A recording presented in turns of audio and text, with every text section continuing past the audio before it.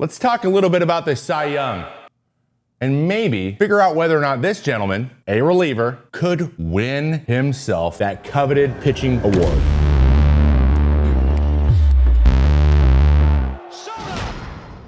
The Baseball Writers Association of America has decided that there will be a brand new reliever of the year every year. And relievers are getting more love than they would normally get, which I love. But that got me thinking. This gentleman, who is having quite the year for a reliever, could be potentially in the running for the other biggest prize that is out there for pitchers, the Cy Young Award. As you know, this traditionally goes to a starting pitcher because, one, they throw way more innings, they affect way more games, and it's so very hard to be as valuable as a starter would be. But this is not without precedent, okay? This has happened before. The two most recent examples of this are these two gentlemen. 1992, Dennis Eckersley took it home for the Oakland Athletics, and in 2003, probably the most famous example, Eric Gagne won it for the LA Dodgers over two guys you may have heard of, Mark Pryor and Jason Schmidt. So, Aroldis Chapman, he is probably far and away right now the most dominant guy, at least dominant, maybe the most reliable back-end bullpen guy in both leagues, okay? If you would have told me this going in March, I probably would have said, you're crazy. There's no denying that he is absolutely filthy. Since July 23rd, which was the last time he gave up a hit, he has faced 50 straight hitters without allowing a hit. 50. So just to put that in perspective, that's almost 2 games, 16.2 innings without giving up a hit. Back-to-back no-hitters as a closer. And this isn't just, you're a starter and you get going on a roll. You can do that all in one day. This is getting up and down for over almost 6 weeks and not giving up a hit. Now that is a all-time record for anyone facing that many hitters in a row without giving up a hit. Actually, I believe for relievers. I think it's a reliever. I'll get fact check on this probably. So either way, very impressive. It is a record, one of the two. If it's just reliever, still impressive. In that time, he's thrown 201 pitches, struck out 21 in 17 appearances. So 17 times he has gotten up, slept, pitched again later, and still didn't give up a hit. It's one of the biggest reasons that I'm even having this conversation with you at all. Now, you may be asking yourself, wow, how after 16 years? Because this is his 16th year in the major leagues. The man is 37 years old, and he has been in the major leagues for almost over a decade and a half, which is already impressive on top. But why is it right now he is the best version of himself? Because this isn't usually how aging goes. He's hit 102 miles an hour this year. That is insane. That's insane. I'm 35. I'm trying to throw 100. I'm struggling to hit 95. So for this guy to do this, I'm obviously speechless. But there is one big reason that he has been as effective as he has.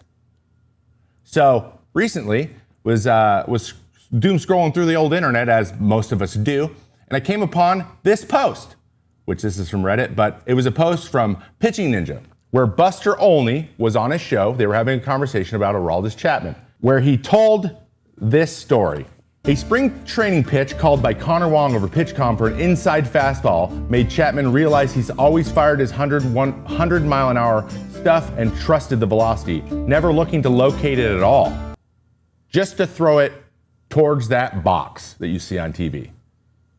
So, in layman's terms, he's never thought to aim. He just threw it for a strike.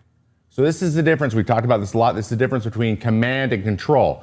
He wanted control. When he came up, he was a starter. So here's where I think this mindset came from. He was so electric at that time when he first came up 16 years ago in 2009. This is before everyone was throwing 1 billion miles an hour too, so he was even more of a crazy person. At that time, they were trying to make him a starter when he was with the Cincinnati Reds. Back in the day, or back about that time, because I was also playing pro ball, coaches tended to say, hey man, don't worry so much about being pinpoint and just worry about getting the ball over the plate. He took that and he ran with it. And then he had success. And then he just kept doing that forever. And only recently he's had to think about, wow, maybe I got to locate a little bit better, or the just throw to the plate isn't working. Then Connor Wong brought him back with a simple button on a pitch comp. I was out there doing freaking calculus and geometry just to get a guy out, and this gentleman has been saying strike to his head. That's it. That just goes to show you, guys like Aroldis Chapman and Shohei Ohtani, some people are just freaks. Some people are just better than us. The key to his success this year, to giving up no hits and 50 hitters, has been trying to locate, which just makes me want to puke, frankly. That's just something I needed to bring up. But what I really want to do is look back at whether or not he can win the Cy Young and use one of the precedents we talked about before, Eric Gagne, to see how that year, 2003, compared with this year and the value that this gentleman is adding to his team and what Gagne added to the Dodgers. And what it comes down to, and what a lot of these things come down to, especially when it comes to award, is the stories. What is going on in the game that makes choosing that guy to be that, win that award so compelling? When you're putting a starter versus a reliever, what makes that reliever such a hard guy to vote against? That is what we come down to. And I think we just may have one of those situations happening. And I think that Aroldis Chapman just may be our Cy Young. Let me explain, okay? So let's talk a little bit about 2003 and this gentleman, Eric Gagne, okay? Eric Gagne beat out Mark Pryor, as I mentioned before, who was with the Cubs at the time. And he beat out Jason Schmidt, who was with the San Francisco Giants, who would later sign with the LA Dodgers. And he is also an alumni of my alma mater, Kelso High School. We're the two major league pitchers from the school, which just so happens he's from the same small town in Washington that I'm from. So go figure. Coincidence? Yes, it definitely is a coincidence, okay? Let's go look at this guy's stat line and see what he did and why they gave it to him that year, okay? So this is Eric Gagne in 2023. He was 2-3, whatever. Relievers don't care about that. With a 1.2 ERA, but he was 55 for 55 in save opportunities. This is going to be the big thing, so just hold that in your head. He threw 82 innings. He struck out 137. That's incredible. And he had a .692 whip, and he struck out 15 per 9. So all of those things combined are just dominance, okay? Striking out 15 per 9 is ridiculous. Right now, Aroldis Chapman is at 13.25. That's also very high, but 15's like, that's 2022 Edwin Diaz, okay? But the big thing here is 82 innings and the 137 strikeout number. Relievers just aren't going to get to that number because we just are never throw that many innings. It's just not smart to do so, okay? And Gagne, there's an argument to be made that because he threw so many innings for this 3-year stretch, because he was 27 when he won this, from when he was 26 to 28, from 02 to 04, he threw so many innings that after that, he just wasn't effective. I think he got like 16 saves for the rest of his career. But the big reason he won the Cy Young that year is because of this saves number right here. 55 for 55. So why is that significant? One, that is the first time in history anyone with more than 20 saves has been perfect in save opportunities. And he did it 55 times. So he set an all-time record in something, and it happened to be save opportunities and saves converted being the same number. No one had ever done it. Now, since that time, 3 more gentlemen have done it. Jose Valverde did it in 2011. Brad Lidge did it in 2008. And we had, more recently, Zach Britton did it, I believe, in 2018. So we've had 3 more guys do it since, but nobody's ever gotten 55 perfect. This is still the record to this day. Now let's look at Mark Pryor and Jason Schmidt, who he beat out, because this is important. This is going to come up. Okay? So this is Mark Pryor. He went 18-6. He had a 2.43. He had 211 innings thrown, 245 strikeouts, a 1-1 whip. He walked a few more guys and actually gave up a little bit more hits than you would think, and had a 7.4 WAR. Now, we don't compare WAR because relievers, I bet Gagne had like a 3.1 WAR that year. So this doesn't compare. You just can't compare WAR across those 2 different pitching roles. Okay, let's look at Schmidt. So this is Jason Schmidt. He was 17-5. He led all pitchers with the 2.34 ERA. He threw 207.2 innings, but he had 208 strikeouts. Not as dominant as Pryor, so I don't disagree with the order in which these guys went 1, 2, and 3. The whip was a sub-1, also the lowest in the league, and he had 7.7 WAR, which, good for him. He also was the ace for a first-place San Francisco Giants team that won 100 games. That's also important, okay? But it didn't seem to really make a difference this year because Eric Gagne got 24 of the 32 number one votes. He was number one. Wasn't even close, which is amazing to the point where I was like, the save thing can't be that big of a deal. Here's the reasons why I think they decided to go with him. One, he was completely dominant, struck out 2 per inning, okay? So like he comes in the game, not only is he gonna end it, there's strikeouts galore, right? Strikeouts in a time where 9 per 9, 1 per inning was high. So like outside of like Randy Johnson and like Roger Clemens, like guys were, and Pedro, like there wasn't guys dominant like this. He's the first ever to do something like go 55 for 55, but the Dodgers only won 85 games that year. So he saved 55 of his team's 85 wins. That's 65% of their total wins were saved by this guy. So when a team can't score runs and is just trying to go 85 and 77, if you got a closer who converts every single time for almost 60 games, that the value to that team is insane. And I think that is another huge reason. Like they're looking at how valuable is this guy to his team? Very valuable because they didn't even make the playoffs. The Dodgers didn't make the playoffs this year. And like I mentioned before, the other 2 teams both won their divisions. The Cubs with Pryor and San Francisco with Schmidt.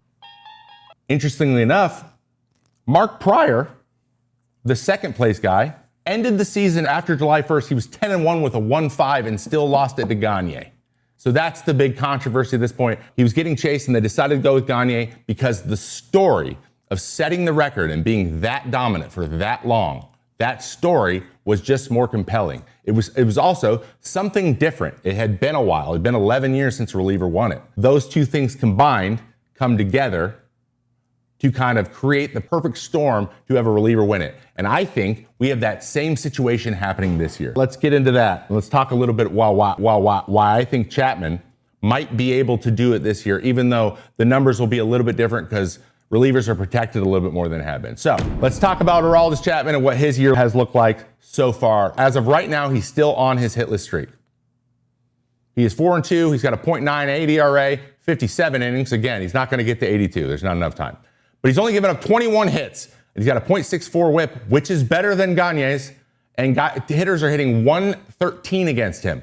He struck out 87, but he's 29 for 31 saves. So these 2 numbers are lower than Gagne, not even comparable. But he has converted, and he's converted a bunch in a row, obviously. And his strikeout numbers are higher, okay? But there are some thresholds I think we need to hit before. Once again, there's 2 starting pitchers that are in the running for this award, okay? 2 main guys in the front runners, and they have been pretty much all year, okay? We got Tarek Skubal, and we got Aroldis Chapman's teammate, Garrett Crochet. Now let's go look at their numbers and see how they compare. So this is Tarek Skubal, 13-4. He's got a 2.1. That's pretty good. He's at 180 innings pitched. He's on pace for 205, 126 hits allowed, 195 batting average against, and 222 strikeouts for 11.1 K per 9. Very, very dominant. We all know Skubal's been exceptionally dominant. His team is also in first place, but he's just kind of been doing it all year, and he won the Cy Young last year. That's going to be important. Crochet, on the other hand, is 15-5 with a 2.57 ERA. In terms of ERA, he's half a run behind, but innings, almost the same. They're on pace for almost the same amount of innings. He's given up a little more hits, batting average a little higher, but strikeouts is about the same as well. So in this context, I would say Tarek Skubal's got a nice buffer on Crochet because he's just a little bit better in every category. That said, though, Crochet is a very solid 3rd place. The problem is he's on the same team as Aroldis Chapman. So in order for things to happen for Chapman in a way that would get him in more in the running for the Cy Young, Garrett Crochet will probably have to throw well. Also, we might have a perfect storm on our hands. So this is my hypothetical situation to get Aroldis Chapman to Cy Young. The Red Sox are currently in 3rd place, but they're only in the East. But I believe they're one game behind the Yankees, or tied even, because I believe they won and lost. I did this 2 days ago. I prepared this. So they're very close to the Yankees. That can flip either way. Both teams are only a couple games behind the Blue Jays, and they play each other again. So there's a legitimate chance that the Red Sox can make a run here, but they need to either take second in their division and end really strong, or they need to win their division, and they need to do it while Aroldis Chapman saves at least 6 more games. He needs 35 saves. He needs 35 saves, and he needs about at least 68 appearances. We got to get our innings up to like 65. We got to get to 65 innings. If we don't get to 65 innings, we're not going to be enough. So a lot of things need to happen there, but it's entirely doable. I believe there's 17 games left. So if he continues his streak, that'll just sweeten this pie even more. So if Aroldis Chapman finishes this year, not having allowed a hit since July 23rd, basically since coming back from the All-Star break, if you can say, I didn't give up a hit in the second half, that may just push him to the front of this pile because the story is just too juicy. You combine that with the fact that Tarik Skubal already won one last year. There might just be enough voter fatigue to have him sneak in to the conversation, and it could happen very quickly. Think about it like a presidential race or something when a candidate comes out of nowhere. Like, it could be one of those situations because that narrative, the thing, not giving up a hit for months as a reliever, is so rare and so unique and so unprecedented that could just get enough writers talking about it, which could then sway the narrative in his direction. But I also think he needs to get triple-digit strikeouts. That's a no-brainer. If he gets those 6 saves, though, that'll probably take care of itself. And I know the playoffs aren't supposed to factor in. I know we're not supposed to bring that in when it comes to Cy Youngs and MVPs and stuff, but they do. They just do. Just trust me, they do. Okay, it's hard not to watch these things. So if the Red Sox push through deep into the playoffs and he continues his dominance, that can only sweeten that deal, or at least keep him in the consciousness of baseball fans so that they're calling for him to win something amazing because he would be seen as such a big part of their run. Okay, so if he can do that, it would help it a little bit. Skubal might need to struggle one outing or two. That would probably really bring it closer, but not necessarily, the most important thing, because honestly, the Tigers have been about 500 over the last 60 games, 70 games, right? They've been fine. And he's been really good, but there's just not a lot of excitement. He's just kind of rinse and repeating. And when that's happening in the year and you have a guy coming hard, from behind, that was a weird way to phrase that. Get your head out of the gutter. Just know that might get people more excited about him, okay? I think because Skubal won it last year, and if Chapman can do something a little bit extra special in this last 3 weeks of the season, finishing without giving up a hit or just a couple hits, getting 6 more saves, and getting to 100 strikeouts, he just might be able to sneak in. And for me, is Aroldis Chapman my Cy Young if all that happens? Sure, reliever till I die, baby. Let's go. Give it to the man. He's 37 years old, decided to have command for the first time in his career, and it is paying dividends. But as always, let me know what you guys think, because I'm sure you think a lot of stuff right now. But it's exciting. This is what baseball is all about. This is all I want. This is all I want to happen. I want it to happen so bad. Relievers forever. Well, of course, the day that I make this video, this happens. 1-2, back to left center field. That's gonna drop down. 1-2 pitch, line drive to left. Butler ices the game. And the streak ends. Whatever. I still think he should win it.